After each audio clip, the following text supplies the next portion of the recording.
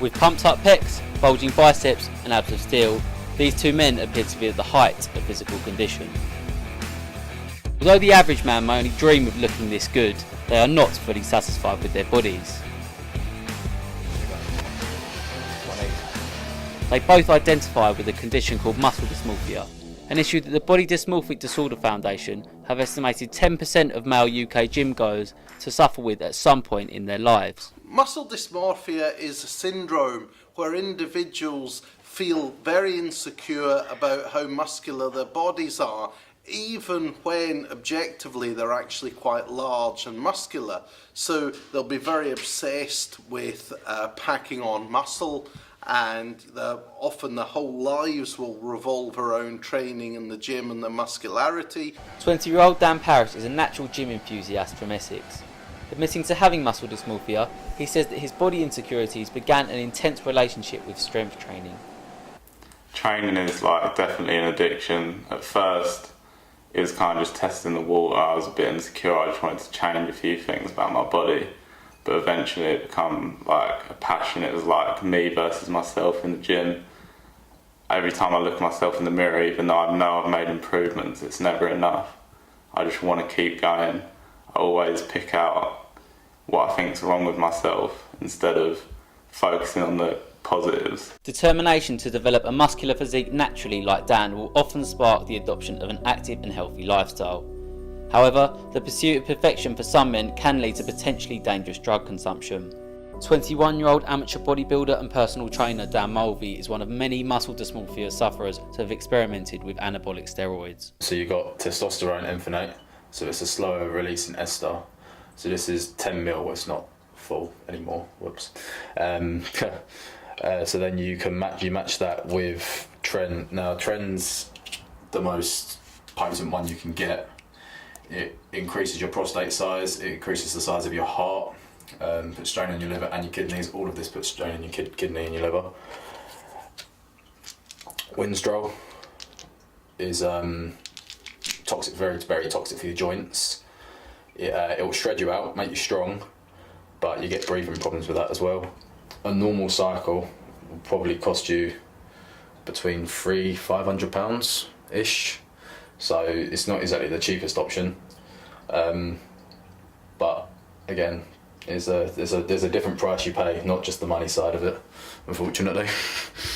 Despite potential side effects from steroid use, including major organ damage, high blood pressure and infertility, for Dan the prospect of being in top condition ahead of his first bodybuilding show made the huge health risks involved seem worthwhile. Being in shape is sort of just the number one goal in life. I mean, you're happy to put your body through whatever, and if I can live 50 years happy and it's going to take 20 years off my life, I don't really care.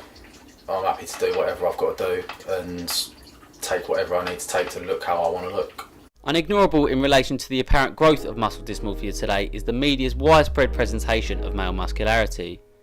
Wary of potential pressure men could be made to feel, Leeds Beckett's Dr. Nova Dayton-Smith voiced concern regarding overexposure to such content. Often with the images you only ever see the end product. Those images don't necessarily tell you how you're going to get there. And the particular concern around muscle dysmorphia is that individuals may start to engage in health risk behaviours to try and attain those sort of end products they're seeing. What we do know from the decades of research we've done on westernised body ideals is that those body ideals are generally unattainable for the average person unless that person resorts to unhealthy means or has 24/7 to be able to, do some personal training or have a specialist chef or something like that. Especially coupled with media exposure, Nova explained that athletic involvement and team environments can create breeding grounds for muscle dysmorphia. We've seen research that's linked media exposure to levels of depression, social anxiety as well, and that's not necessarily just for an untrained athlete. We've also seen high levels of social anxiety in elite athletes as well, whereby the pressure to maintain a specific physique or keep that going in a more social setting also puts pressure. To learn more about social pressures to maintain a certain physique within a team environment, I asked members of the Leeds Griffons American football team whether they could relate. Personally, I feel that weight training is like a massive part of it, and obviously you've got a lot of big guys on the team.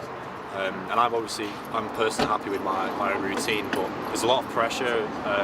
People see people from the team in the gym, and they're putting in the work, so then they feel that social pressure to do the same. And a lot of these guys go to the gym together, so they'll push each other the extra mile. Yeah, I don't think it's necessarily pressure for me as such. Obviously, we all watch NFL every week and stuff, and see these sort of superheroes and stuff perform every week. But obviously, if you want to reach that standard, that's something to aim for. But obviously, for a lot of us, that's not necessarily the case. If you want to reach that standard, then it's something to aim for. For those suffering with muscle dysmorphia, such focus on achieving body goals can be socially and mentally damaging, with the condition commonly being detrimental to a happy way of life. This can be really problematic because it can interfere with other things that are very, very important. So, for example, people might spend so much time at the gym that they neglect to socialise with their friends. They may neglect family members and even neglect their jobs. With such high maintenance physiques, Dan and Dan discussed the potential impacts of their training obsessions on their future working lives. So right now I work in a rock climbing centre, and I only work about 5 hours on a weekday, and it's in the evening, so training is not a problem for me time-wise. But if I did get a job where it's 9 till 6, it would make my life a lot difficult because I'm not a morning person. But I definitely think it wouldn't change anything. I would just live with it because it's a lifestyle. It's not something you can just leave. I wouldn't be able to do a 9 to 5 job now because I need to be in that gym as much as I can.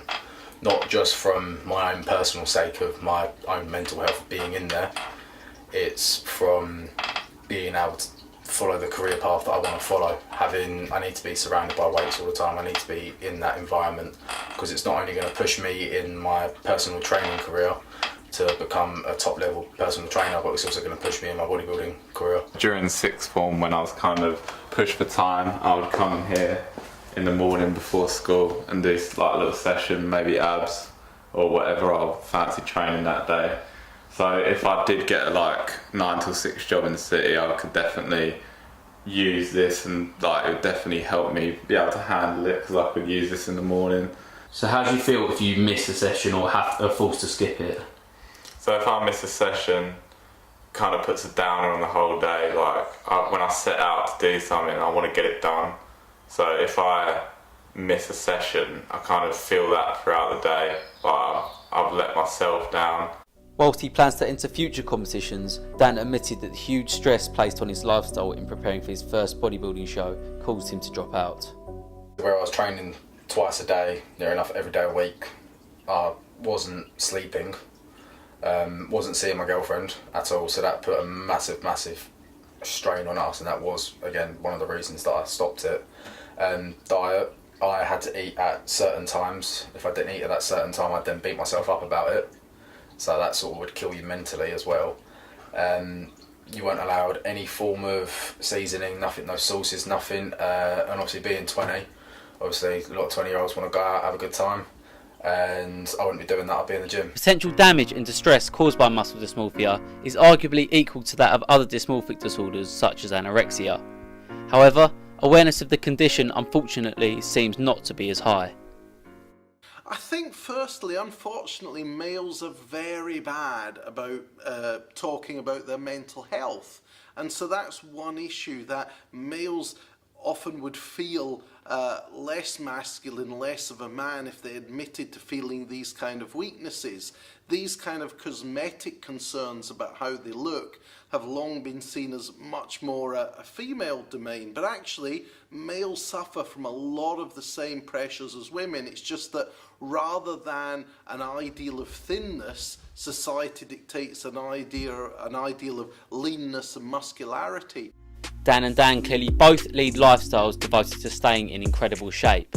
However, suffering with this obsessive condition, you have to wonder whether they will ever truly be happy with their appearances.